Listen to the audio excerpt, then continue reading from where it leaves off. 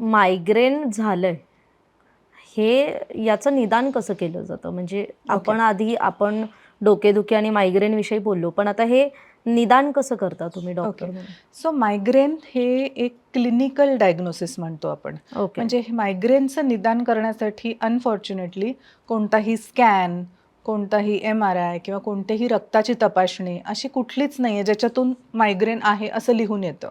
Okay. तर world headache society म्हणून एक आहे, त्यांनी काही क्रायटेरिया दिलेत. International criteria for headache diseases असे क्रायटेरिया आहेत.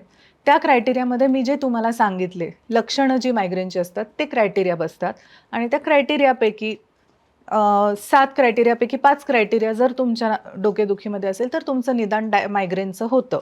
हे ओके. आहे. पण तरीही डॉक्टरांकडे गेल्यावर डॉक्टर्स तुम्हाला तुमचं BP तपासतील. काही वेळेला तुम्हाला MRI किंवा CT स्कॅन करायला सांगतील.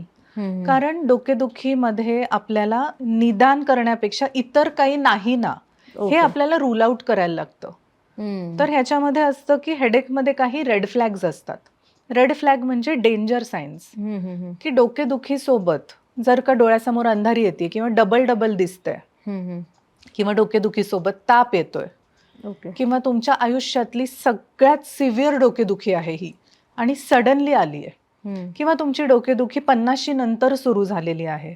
सो मेंदूमध्ये काही रक्तस्राव नाही ना, काही ट्यूमर नाही ना किंवा काही रक्तवाहिनी ब्लॉक झाली असं तर नाही ना, हे बघण्यासाठी MRI CT स्कॅन केला जातो. ओके. तर जरी निदान करण्यासाठी नाही, पण काही डेंजरस दुसरं काही नाही ना, हे बघण्यासाठी आपण MRI CT स्कॅन करतो.